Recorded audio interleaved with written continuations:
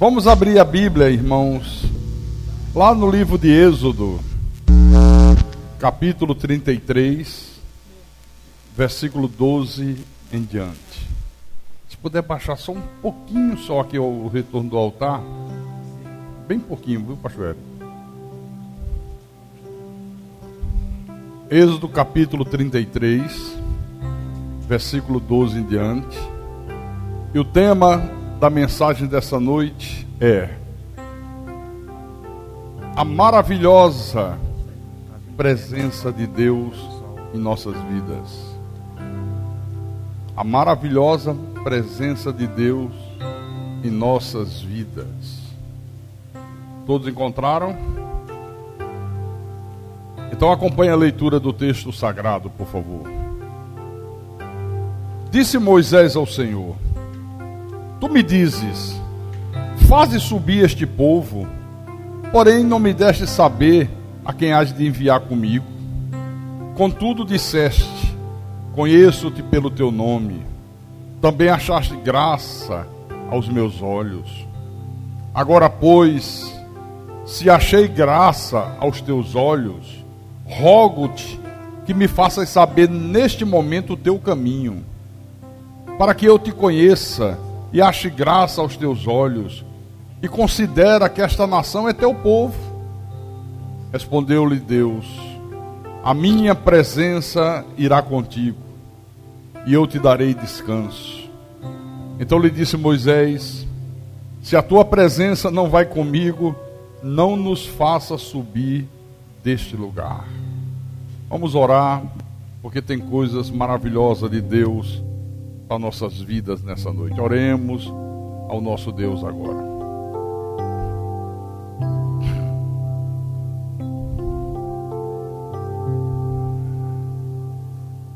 Deus santo, Deus bom, Deus todo-poderoso, soberano, Criador dos céus, Criador da terra, já te louvamos, já te adoramos, já te bendizemos. Sabemos que a tua presença é real neste lugar.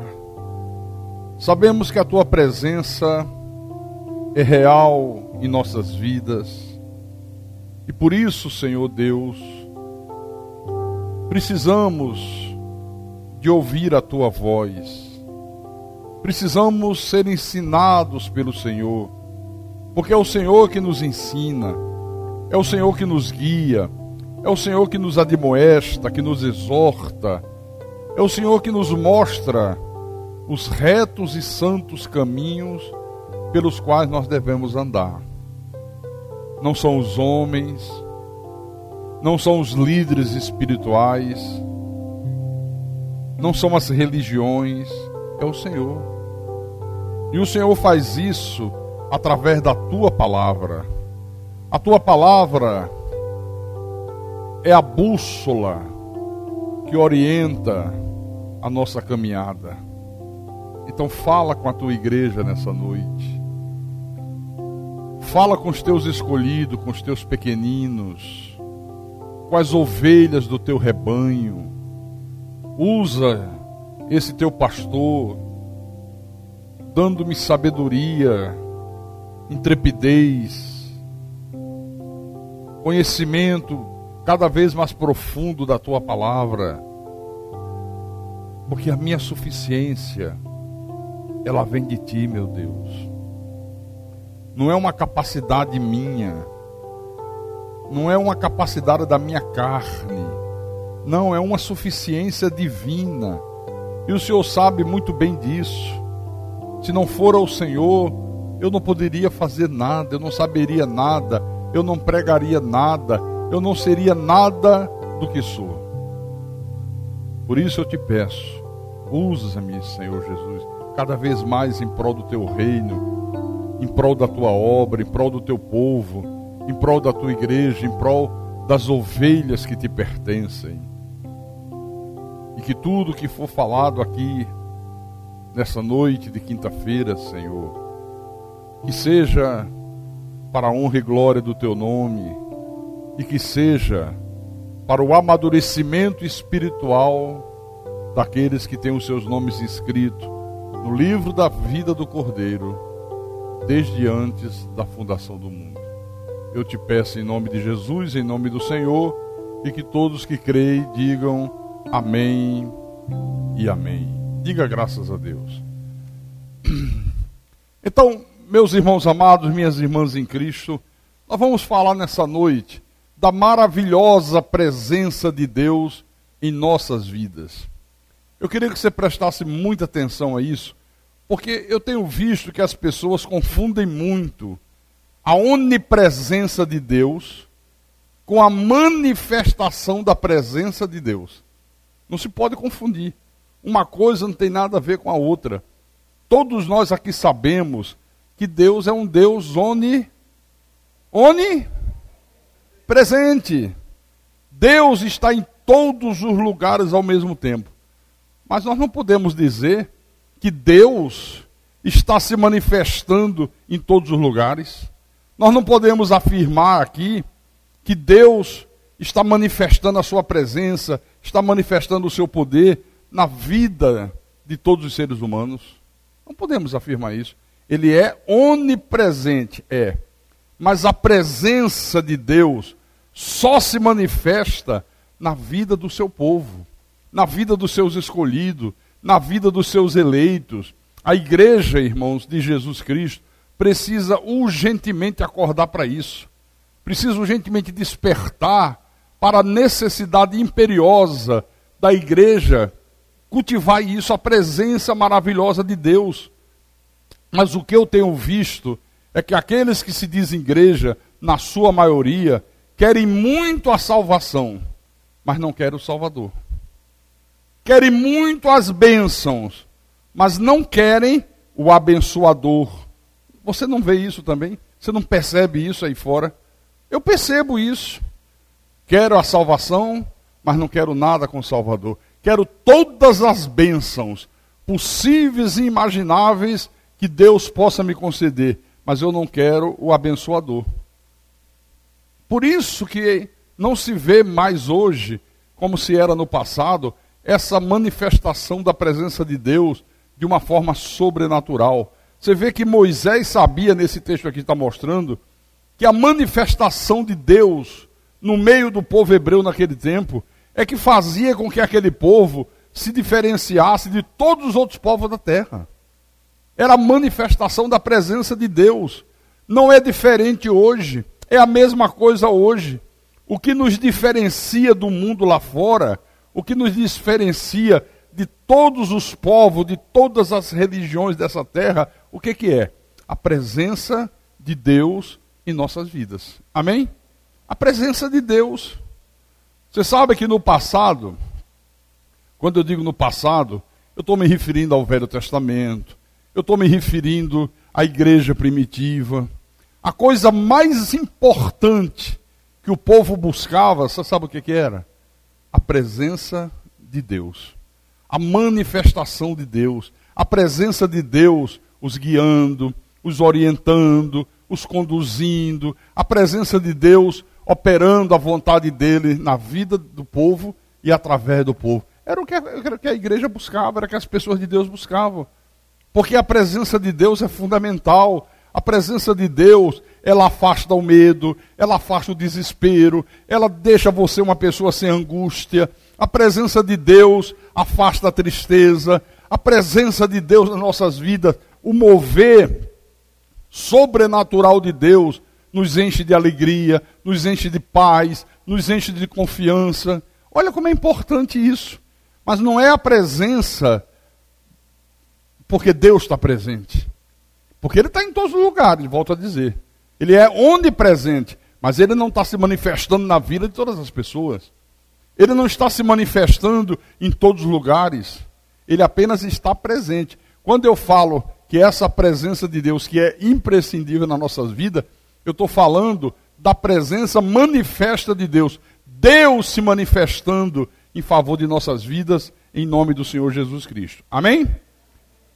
No livro de Lucas, capítulo 24. Abra, por favor. Lucas 24, versículo 17. Você sabe que aqui conta a história de 2 discípulos de Jesus que caminhavam no caminho de Emaús, depois que Jesus foi morto na cruz, foi crucificado. Eles iam cheios de tristeza, eles não compreendiam o que tinha acontecido. Eles diziam, como é que pode? Se ele era o Messias, como é que mataram dessa maneira? Como é que acabaram com ele? Era o que aconteceu, a história é essa aqui. Então no versículo 17 diz assim: então lhes perguntou Jesus, Jesus apareceu para eles, mas eles não o reconheceram. Que é isso que vos preocupa? E de que ides tratando à medida que caminhais? E eles pararam entristecidos. Estavam cheios de 2 coisas que a maioria das pessoas vivem: preocupação e tristeza. Que é isso que vos preocupa? Que é isso que vos pararam entristecidos? Então, cheios de preocupação e tristeza. Versículo 19.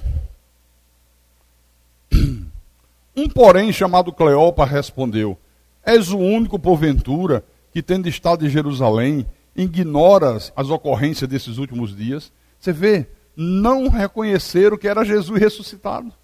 Jesus caminhando com ele, fazendo perguntas, e eles não reconheceram que era Jesus. Aí no versículo 28, Jesus caminhou, conversou.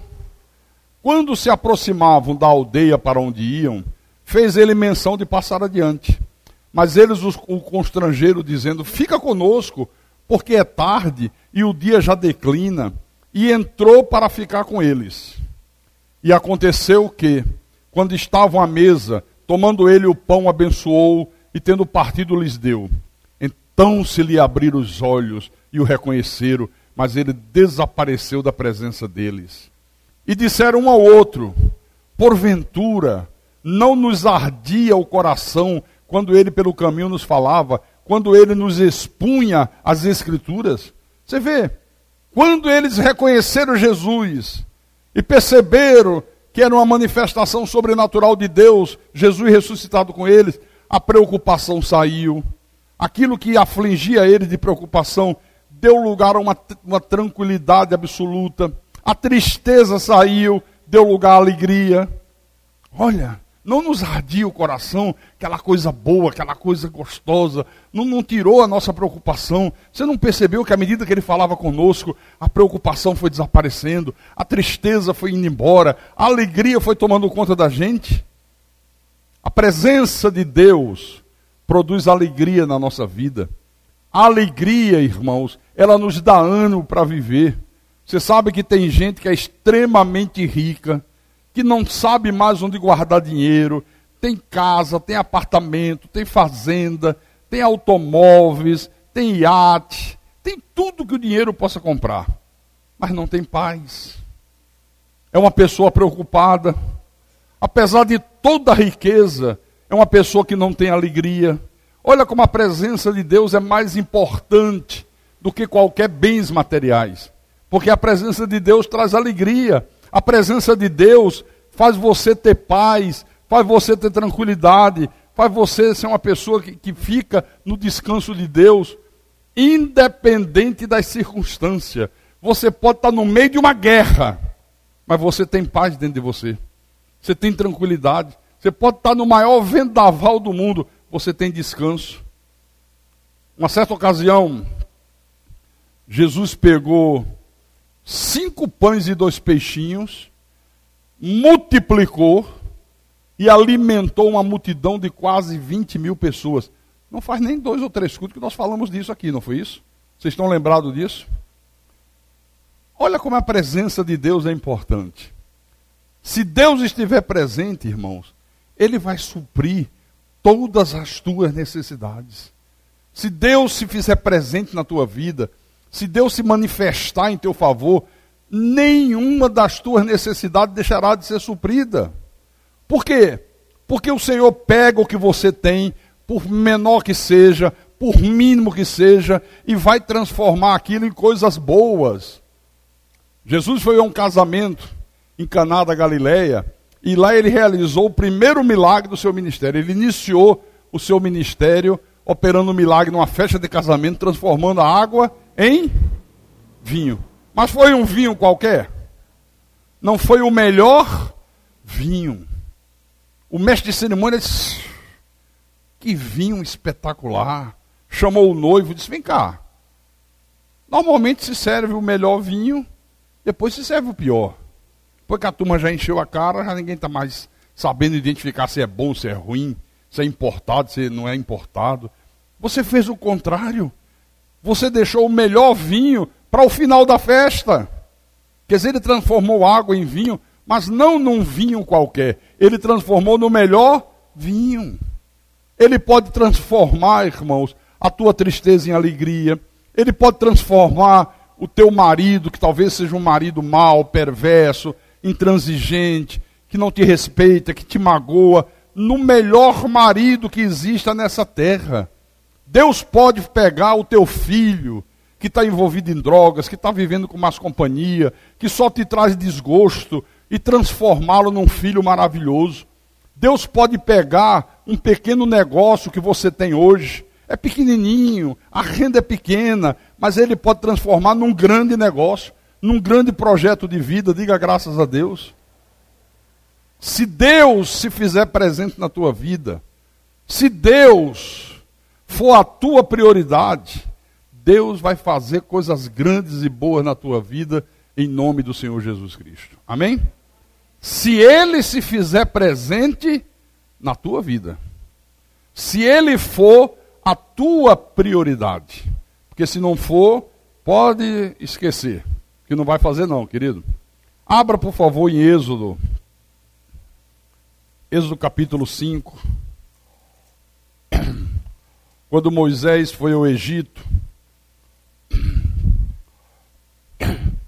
falar com Faraó, o grande eu sou, mandou que Moisés fosse e dissesse: diz lá esse faraózinho aí, que se acha Deus, porque naquela época os faraós eram tidos como deuses.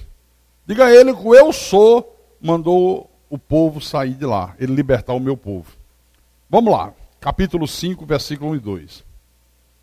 Depois foram Moisés e Arão e disseram a Faraó: assim diz o Senhor, Deus de Israel, deixa aí o meu povo, para que me celebre uma festa no deserto. Aí Faraó respondeu: quem é o Senhor, para que eu lhe ouça, para que lhe ouça eu a voz e deixe Israel? Não conheço o Senhor, nem tampouco deixarei Israel. Quem é o Senhor? Quem é esse Senhor? Eu não conheço Senhor nenhum. Não vou deixar aí o povo dele, se é que ele existe. Irmãos, a presença de Deus acabou com todo esse poder de Faraó, com todo esse orgulho de Faraó. Deus mandou 10 pragas sobre o Egito. Deus mostrou de uma maneira espetacular que todos os deuses que os egípcios adoravam eram falsos, que não valiam absolutamente nada. Faraó teve uma hora que disse: chega, agora eu já vi que tem um tal de Senhor que é verdadeiro mesmo, eu deixo ir, leva esse povo.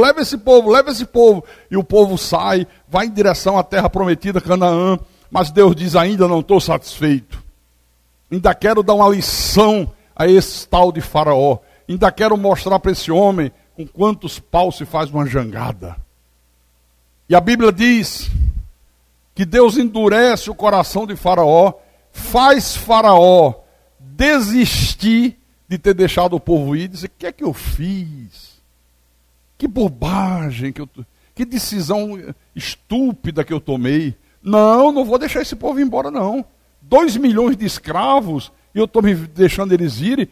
Prepara o meu exército, que era o exército mais poderoso do mundo naquela época. Mas era Deus fazendo ele sentir isso. Era Deus colocando nele esse querer e esse realizar. Vai lá, você vai lá. E ele decide ir em busca do povo. Exatamente quando o povo chega diante do Mar Vermelho, não havia saída. Moisés olha para trás, vê a poeira daquele exército poderoso de Faraó que se aproximava. O povo estava apavorado e diz: fica tranquilo, Moisés. Não fica aí só orando, porque clamas a mim. diz ao povo que marche, tu estende o teu cajado e divide as águas do mar. Moisés coloca a fé em ação, as águas do mar vermelho se dividem, o povo de Israel passa a pé enxuto, chega o exército de Faraó, ele diz, que coisa linda, que coisa espetacular, nunca vi uma obra como esta. Fizeram um túnel, um túnel não, porque o túnel tem que ter uma cobertura, né? Quando não tem cobertura é o quê? Uma passarela. Fizeram uma rodovia, uma freeway. Vou passar com o meu exército, emburaca também pelo meio. Para no meio do mar, diz, vamos descansar um pouco.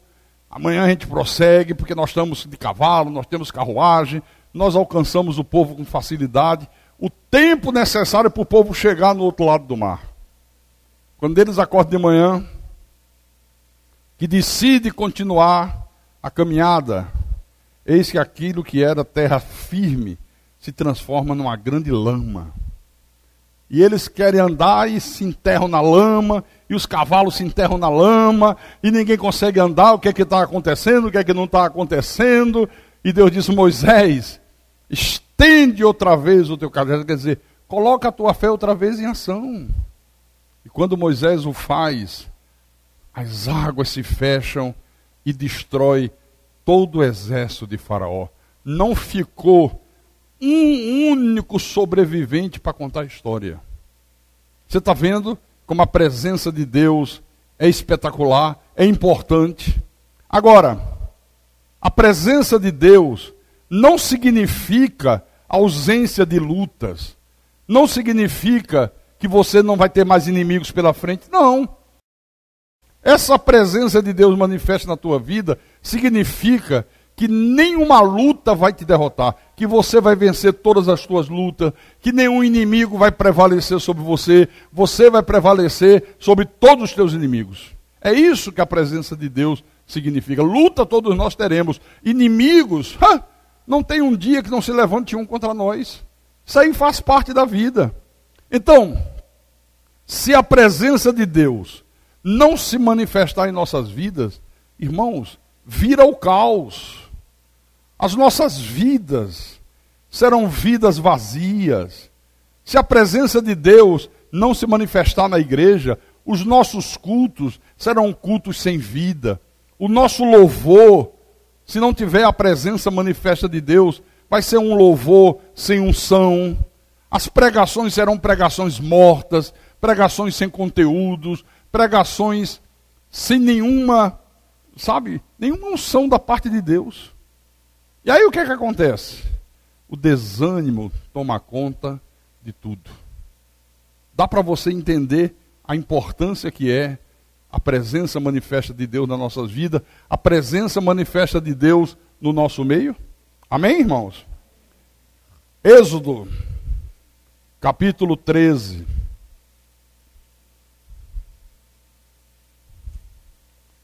Êxodo capítulo 13. Está lá o povo no deserto, em direção a Canaã. O deserto é o seguinte: durante o dia, um calor insuportável. Eu já estive lá nesse deserto. Você viaja dentro de um automóvel com ar-condicionado. Quando para você beber uma aguinha, olha, você prefere ficar com sede, mas você não quer descer do carro. Aí chega a noite, muda tudo. Aí é um frio de rachar. Então, ou você morre esturricado pelo sol, ou você morre congelado de noite. É assim o deserto. Olha o que aconteceu. Versículo 21. O Senhor ia adiante deles durante o dia, numa coluna de nuvem, para os guiar pelo caminho. Durante o dia, Deus se manifestava em favor deles numa grande coluna de nuvem, que produzia sombra, que os protegia do ardor do sol, que dava sinal para eles seguirem, dava direção para eles. Durante a noite, numa coluna de fogo, para os alumiar, a fim de que caminhassem de dia e de noite. Durante a noite era a coluna de fogo. Aquecia, não deixava que ninguém morresse congelado pelo frio do deserto. aquecia todo o povo de Israel. No versículo 22, nunca se apartou do povo a coluna de nuvem durante o dia, nem a coluna de fogo durante a noite. Então, essa coluna de fogo e essa coluna de nuvem era símbolo da presença de Deus se manifestando em favor deles, dando direção, dando proteção, era o símbolo. Agora, irmãos, uma coisa eu quero dizer para você: o pecado, a negligência com a vida espiritual, afasta a presença de Deus do meio do seu povo. Isaías disse: as nossas iniquidades fazem separação entre nós e o nosso Deus. Os nossos erros, os nossos pecados, a nossa negligência espiritual faz uma barreira que nos separa de Deus. A gente não pode desfrutar dessa presença maravilhosa de Deus aqui. Nesse mesmo livro de Êxodo, no capítulo 32,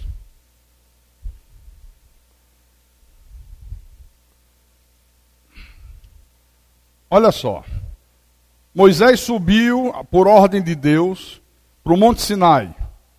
Deus disse: eu quero falar com você em particular. Sobe o monte.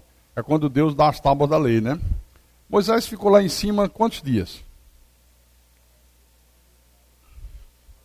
40 dias e 40 noites.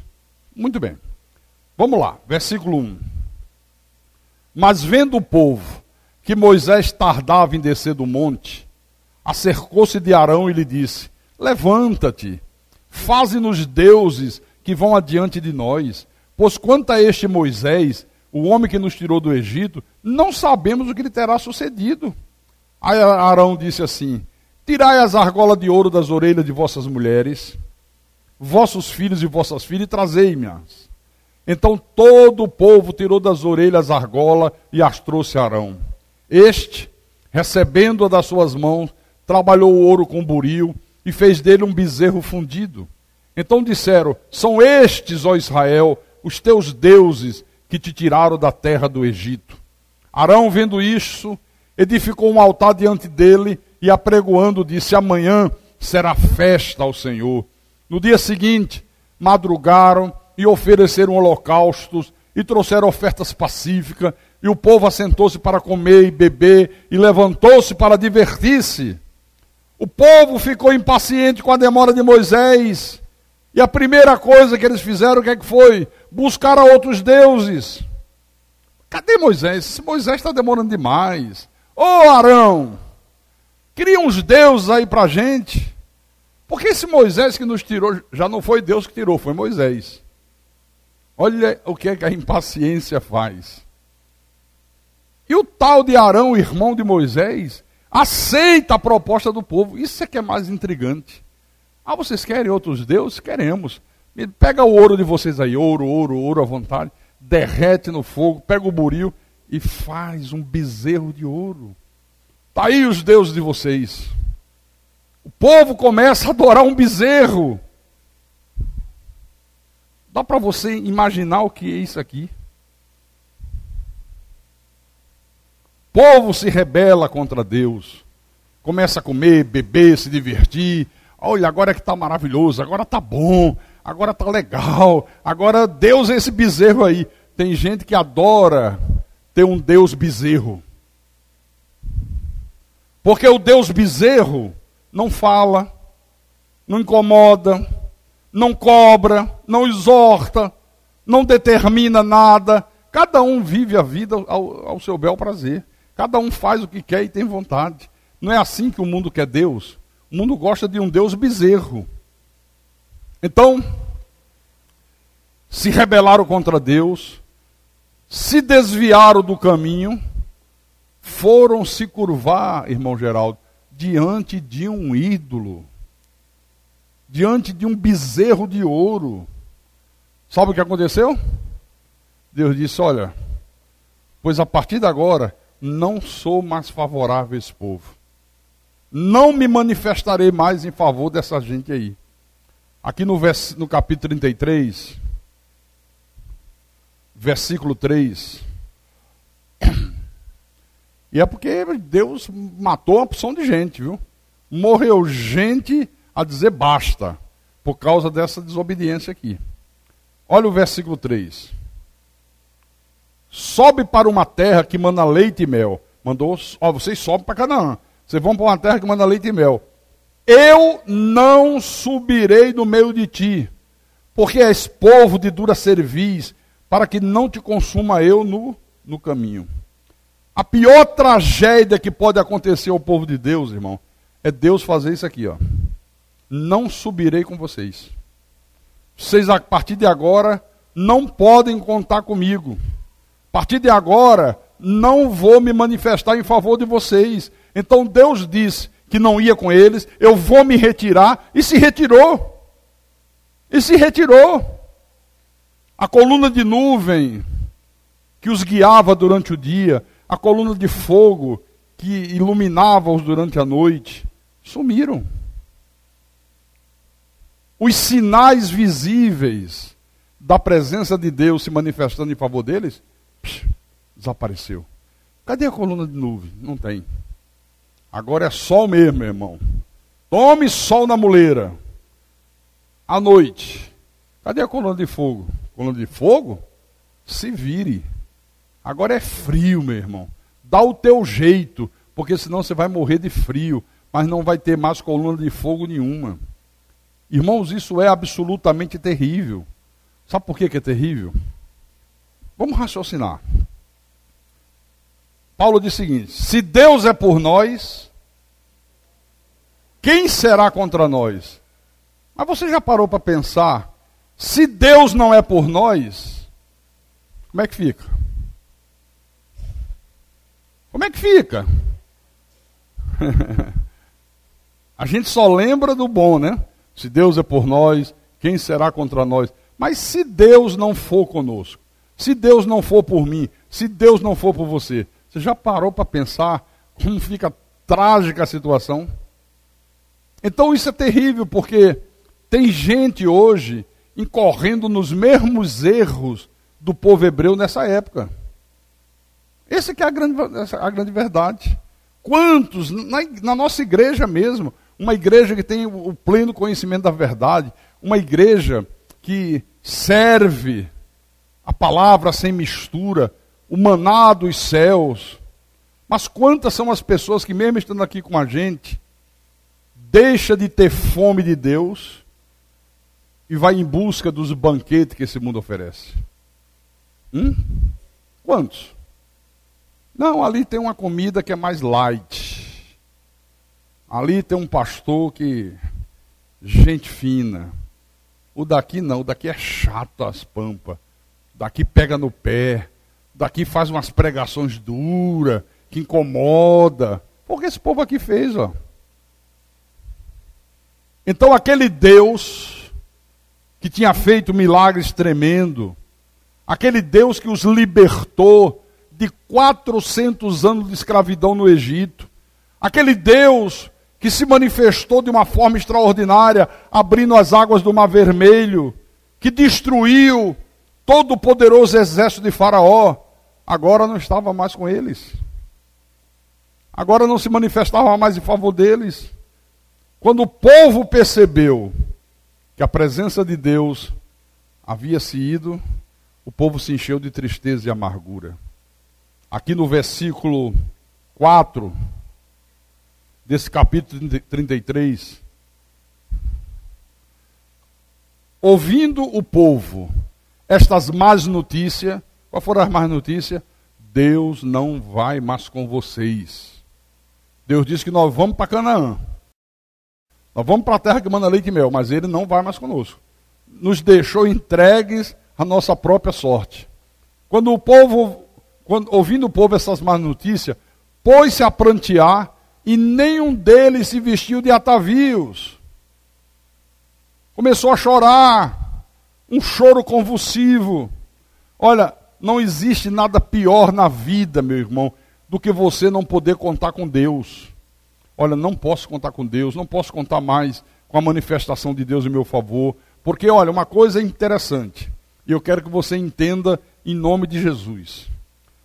O homem pode ter dinheiro, pode ter todo o poder que você imaginar nessa terra, pode ter o sucesso que você possa conceber na tua cabeça, mas se ele não tiver Deus se manifestando em favor dele, nada disso vale nada.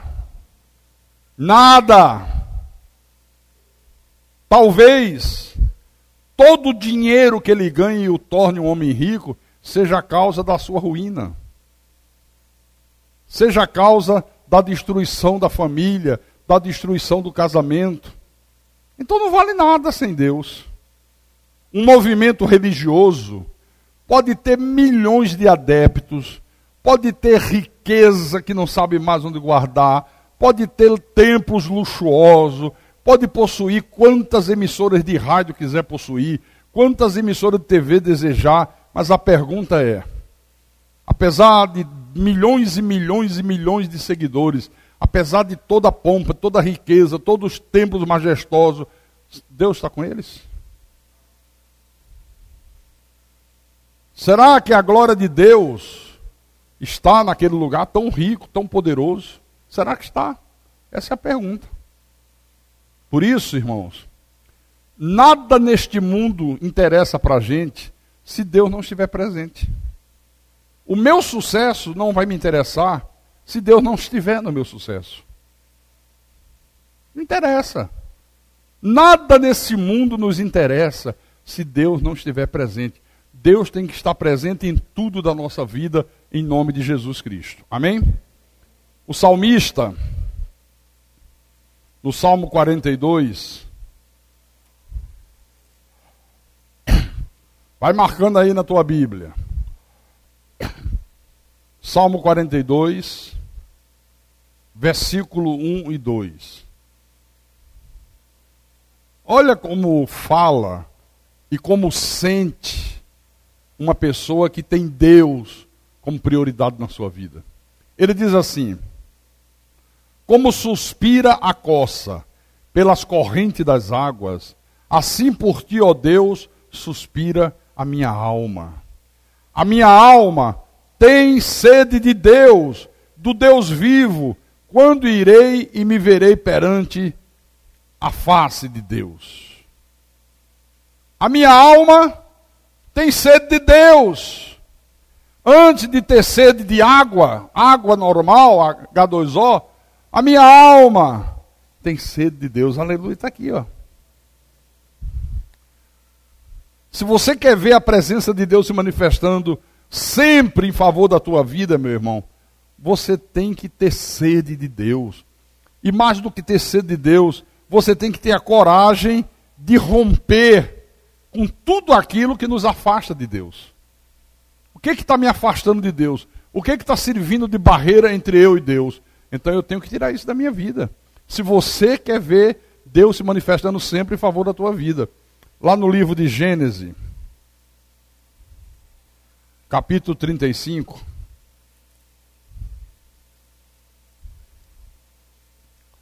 versículo 1 em diante,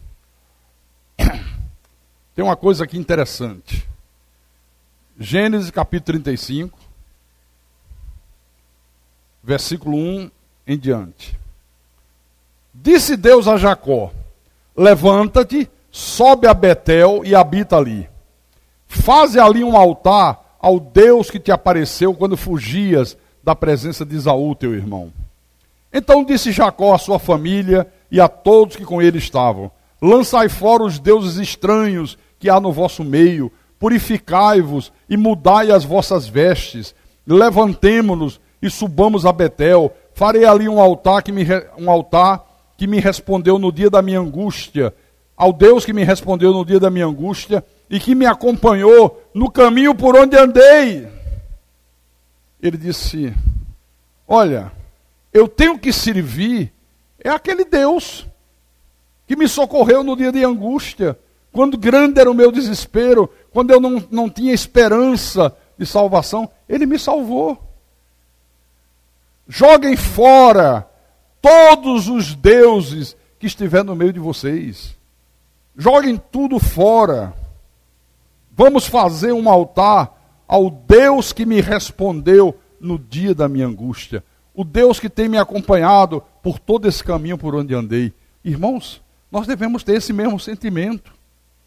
A igreja é esse altar erguido ao Deus que nos socorreu no dia de angústia. Você lembra o dia que Deus te chamou das trevas para a sua maravilhosa luz? Você lembra o que você era antes, o que você é hoje?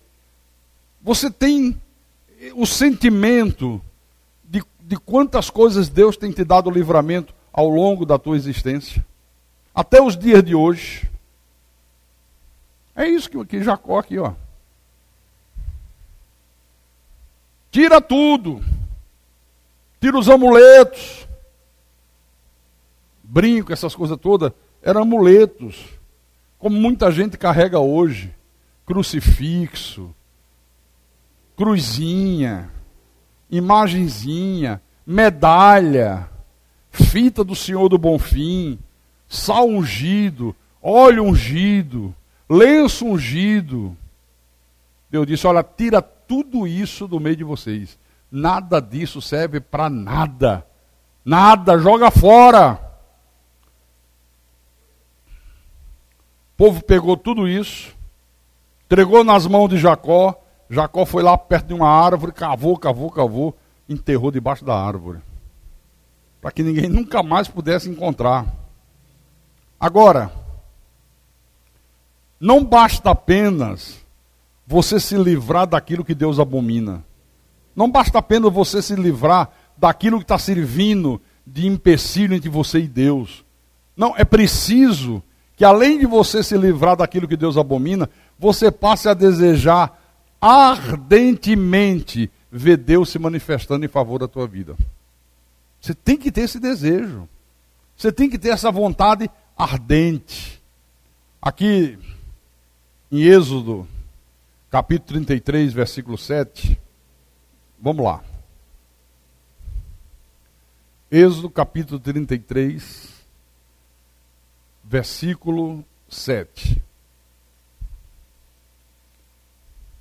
Ok? Ora, Moisés costumava tomar a tenda e armá-la para si fora, bem longe do arraial, e lhe chamava a tenda da congregação. Todo aquele que buscava o Senhor saía à tenda da congregação, que estava fora do arraial.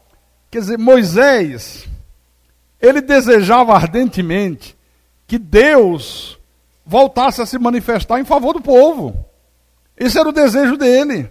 Aí o que é que ele faz? Ele estabelece um lugar de culto, que ele chama a tenda da congregação, fora, distante do arraial de onde eles habitavam, onde eles armavam as outras tendas. Moisés prepara um lugar de culto. Tem gente que se não tiver uma igreja na porta de casa, e às vezes tem na porta de casa, mesmo assim não vai. Não quer nem saber. É assim ou não é assim? Mas ele prepara o lugar de culto, a tenda da congregação, mas ele não pressiona ninguém a ir aos cultos. Moisés disse, não, isso tem que ser uma coisa espontânea. O que é que o texto diz? Todo aquele, leia aí, todo aquele, leia alto, que buscava o Senhor, saía à tenda da congregação, que estava fora do arraial, bem longe. Mas você percebeu, nem todos foram cultuar Deus. Nem todos foram. Aqueles que buscavam ardentemente ao Senhor, que queriam ver Deus se manifestando outra vez em favor dele, foram à tenda da congregação. Mas nem todos foram. Teve pessoas que foram, sentiram a necessidade de ouvir Deus, a necessidade de louvar Deus, de adorar a Deus. Por que nós estamos aqui nessa noite? Por que você está aqui nessa noite? Alguém te obrigou a estar aqui? Alguém colocou a faca no teu pescoço? Ou vai eu te sangro? Alguém disse assim, se não for, perde a salvação.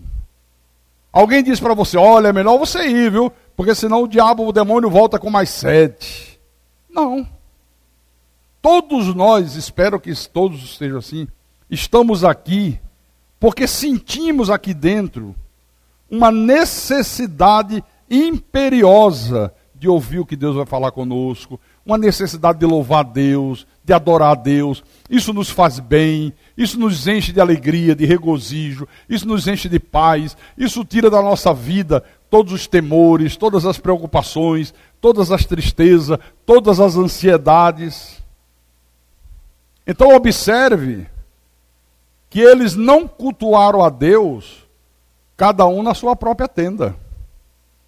Não, eles saíram para a tenda, que era o lugar de cultuar Deus, que a Bíblia chama a tenda da congregação. Eles tinham um lugar específico, onde eles se reuniam, irmão Geraldo, para ouvir Deus falar, para louvar a Deus, para adorar a Deus, para cultuar a Deus. Não ficou cada um em casa, fazendo o seu culto particular. Quando você vê uma pessoa dizer assim, não, minha vida espiritual sou eu e Deus em casa. Em casa eu faço as minhas orações, é mentira, não faz oração nenhuma. Está mentindo, pode apostar a sua vida que está mentindo. Não, a minha igreja é a minha casa. Que igreja é a minha casa? Existe um lugar específico onde o povo que deseja ver a presença de Deus se manifestar em seu favor, se reúne para ouvir Deus falar, para adorar, para louvar. Está aqui. Então, quando esse povo aqui passou a tomar essa atitude, passou a levar Deus a sério, olha, irmãos, aqueles sinais, aquela nuvem da presença de Deus veio sobre a tenda da congregação. Aí o sinal da presença de Deus apareceu outra vez. O versículo 9 diz, olha o versículo 9. Uma vez, dentro Moisés da tenda, descia a coluna de nuvem e punha-se à porta da tenda. E o Senhor falava com Moisés. Aleluia! Passou a levar Deus a sério, passaram a entender que sem Deus eles não eram nada, que a presença de Deus desapareceu, foram buscar Deus com seriedade, os sinais visíveis da presença de Deus se manifestou. Você lembra que nós lemos ainda há pouco aqui no início, que Deus disse, vou embora, a minha presença não vai mais com vocês. Agora que o povo se arrependeu, agora que o povo rompeu com o erro, rompeu com o pecado, passou a levar Deus a sério, Deus volta a se manifestar em favor do povo. Aleluia! No versículo 13, nós abrimos com esse texto, viu?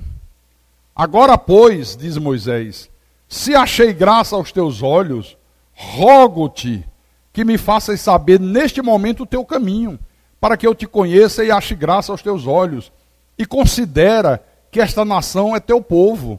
Aí Deus respondeu, a minha presença irá contigo, e eu te darei descanso. Então lhe disse Moisés, se a tua presença não vai comigo, não nos faça subir deste lugar. Ou o Senhor se vai se manifestar em nosso favor, ou então não deixa a gente dar nenhum passo. Porque sabemos que sem a tua presença, as coisas não vão funcionar. As coisas não serão boas. Nós vamos ser derrotados, nós vamos sofrer, nós vamos padecer. Então, se a tua presença não vai conosco, não nos faça subir deste lugar. Nos deixa aqui onde nós estamos parados. Versículo 16. Pois como se há de saber que achamos graça aos teus olhos, eu e o teu povo? Não é porventura em andares conosco, de maneira que somos separados, eu e o teu povo, de todos os povos da terra? Quer dizer, o sinal da presença de Deus, que havia ido embora, agora volta. Agora o povo iria voltar a sorrir, iria voltar a ter alegria, iria voltar a ter paz, iria voltar a ter descanso, iria voltar a ter vitórias. Por isso, irmãos amados, eu volto a dizer, para você ver Deus se manifestar na tua vida, você tem que viver a tua vida, a tua fé, a tua espiritualidade, a tua santidade, de tal modo que Deus se agrade de você. Não tem outro jeito de você ver Deus se manifestar. Você tem que viver a tua vida, a tua fé, a tua espiritualidade, a tua santidade, de tal modo que Deus se agrade de você. Porque se Deus se agradar de nós, irmão, nós vamos vencer todas as nossas lutas. Nós vamos derrotar todos os nossos inimigos. Você lembra que Josué e Caleb disse isso para o povo? Vamos recordar rapidamente. Números 14, livro de Números, capítulo 14, versículo 6 em diante.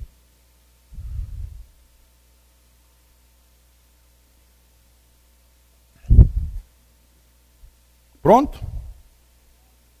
Então vamos lá. E Josué, filho de Num, e Caleb, filho de Jefoné, dentre os que espiaram a terra, rasgaram as suas vestes, quer dizer, se indignaram, e falaram a toda a congregação dos filhos de Israel, dizendo: a terra pelo meio da qual passamos a espiar é terra muitíssimo boa. Se o Senhor se agradar de nós, então nos fará entrar nessa terra e nola dará, terra que mana leite e mel.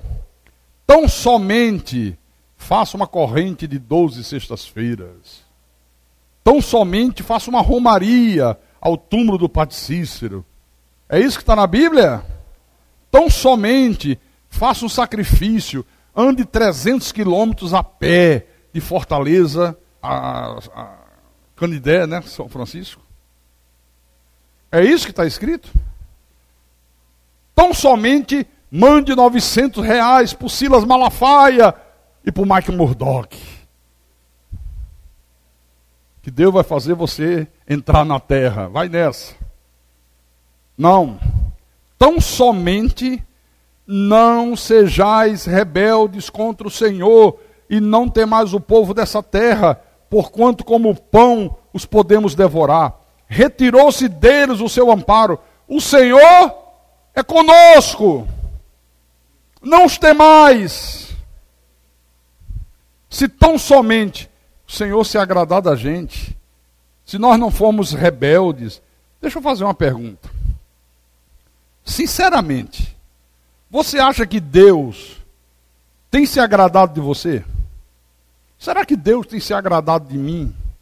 Será que Deus tem se agradado de nós? Será que Deus tem se agradado da maneira que eu estou vivendo? Da maneira que eu sirvo?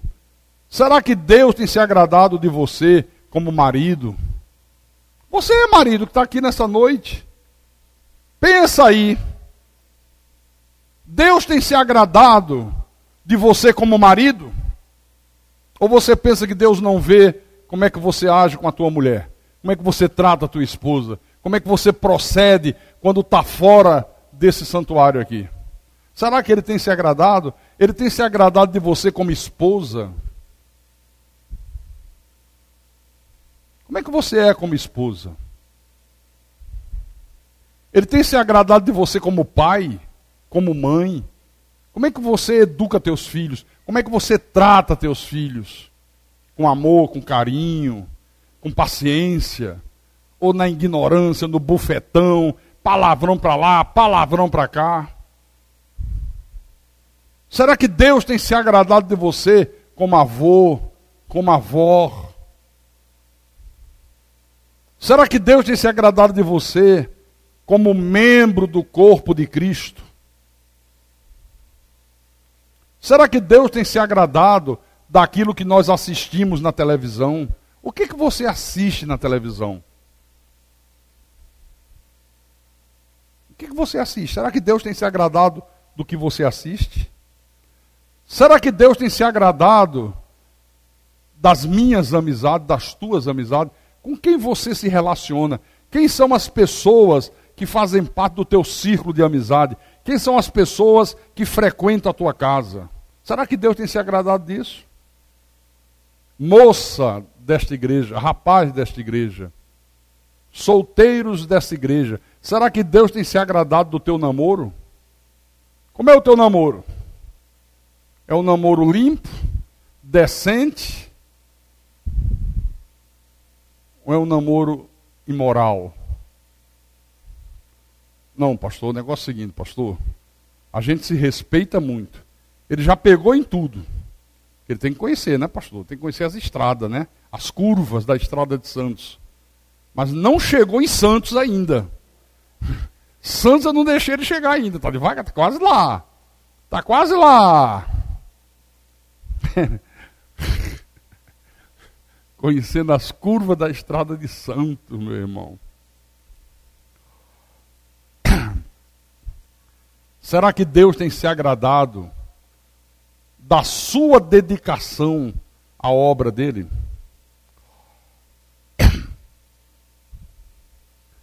Você tem saído de casa e vindo à tenda da congregação? A igreja hoje é aquela tenda da congregação que Moisés armou naquele tempo. Hoje é a igreja. Você tem saído de casa e vindo à tenda da congregação de livre e espontânea vontade, por amor, por desejo de louvar a Deus, de adorar a Deus, de ouvir Deus, por entender que você não é nada sem a manifestação de Deus na tua vida. Você tem saído de casa e vindo à tenda da congregação terça-feira à noite, quinta-feira à noite, domingo de manhã, domingo à noite. Será que Deus tem se agradado? Quantos estão agora em casa? Parece o bicho preguiça. Já viu o bicho preguiça, não já? Aquele bicho que faz assim. Para andar 1 centímetro ele demora 2 horas. Tem gente que é pior do que o bicho preguiça. Não tem ânimo para sair de casa e vir para a tenda da congregação. Você acha que Deus está se agradando dessa pessoa? Será que Deus, quando olha e vê o sujeito em casa deitado igual um pachá no sofá assistindo televisão, o outro na calçada batendo papo com o vizinho, o outro lendo revista, o outro saindo, indo para o shopping, mas a igreja não. Será que Deus tem se agradado da gente? Será que você tem se engajado nos projetos da igreja? Bom samaritano você traz, não esquece. Não precisa nem o pastor falar. O pastor fala porque é a obrigação dele falar. Mas se não falasse, você traria do mesmo jeito. Você tem se engajado nos projetos da igreja? Não, tem um clube do CD aí que é para ajudar a obra do meu Deus. Do Deus que me salvou no dia da minha angústia. O Deus que tem que me acompanhado todos esses dias. Eu tenho que me engajar nos projetos da sua obra. Você tem se engajado? Merenda na igreja. Almoçar, domingo, eu almoço na igreja. Será que Deus, quando vê em relação à obra, Ele tem se agradado de você? Você que é um diácono, você que é uma diaconisa, será que Deus tem se agradado da maneira que você tem desempenhado a tua função? Você que canta, que toca, você que faz parte do grupo de louvor, será que Deus tem se agradado de você? Você busca se renovar, você busca hinos novos, você busca novos arranjos, trazer sempre alguma coisa diferente. Ou você, não, pega aquilo ali que a gente já tocou 1.500.000 vezes. Vamos tocar 1.501.000 vezes. É mais fácil, não dá trabalho, né? Não, coisa de hino novo dá um trabalho, tem que ensaiar, tem que pegar o ritmo, tem que aprender a letra.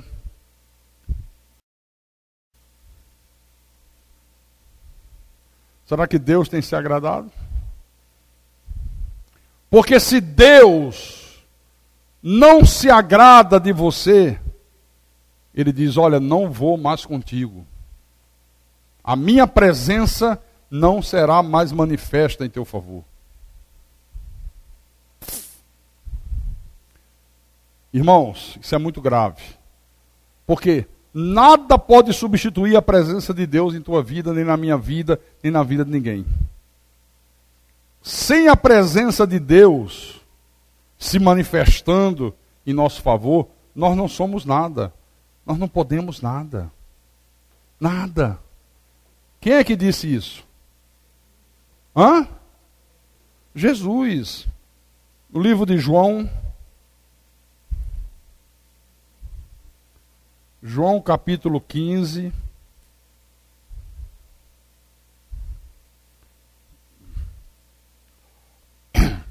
versículo 1 em diante. Preste atenção nisso. Jesus disse: eu sou a videira verdadeira e meu Pai é o agricultor. Todo ramo que estando em mim não der fruto, ele o corta. E todo que dá fruto, limpa, para que produza mais fruto ainda. O ramo ser cortado da videira é não ter mais a presença de Deus se manifestando em favor dele. Vós já estáis limpos. Não. Vós já estáis limpo pela palavra que vos tenho falado. Permanecei em mim, e eu permanecerei em vós. Como não pode o ramo produzir fruto de si mesmo, se não permanecer na videira, assim, nem vós o podeis dar, se não permanecerdes em mim. Eu sou a videira, vós os ramos. Quem permanece em mim, e eu nele, esse dá muito fruto, porque sem mim, nada podeis fazer.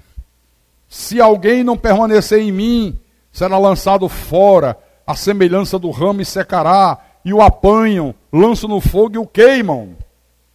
Se permanecerdes em mim, e as minhas palavras permanecerem em vós, pedireis o que quiserdes e vos será feito.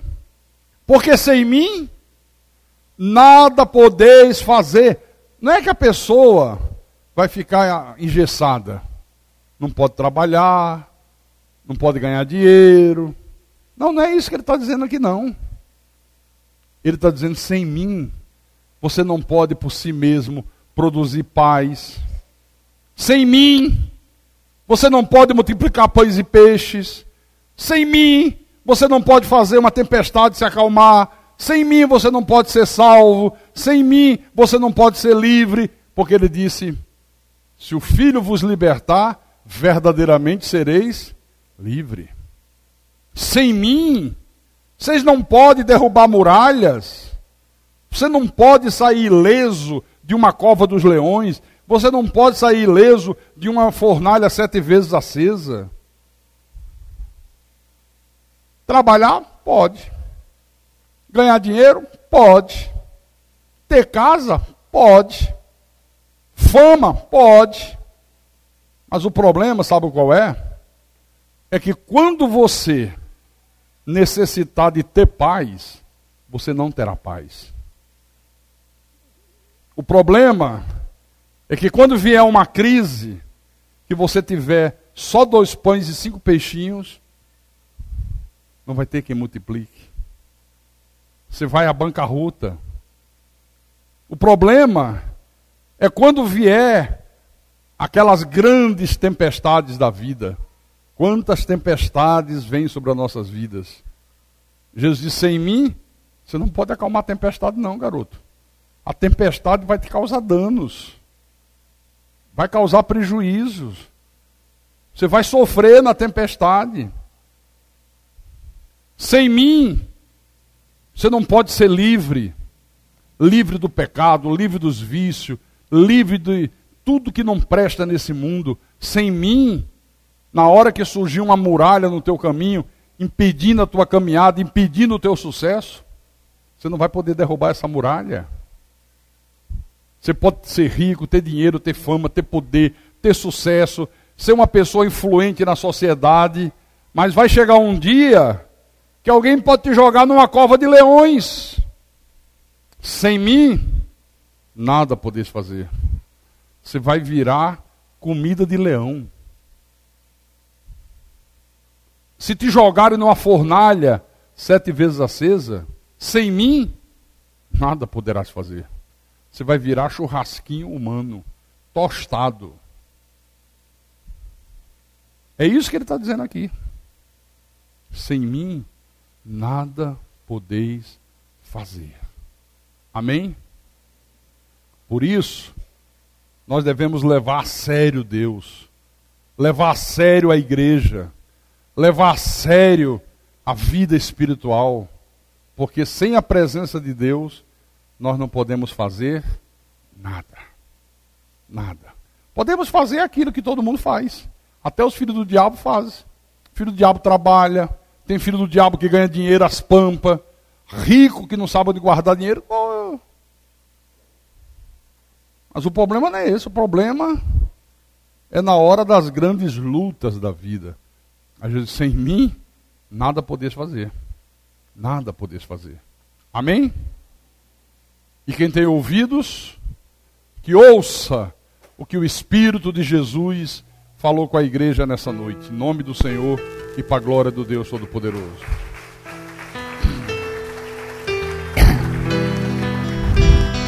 Aleluia.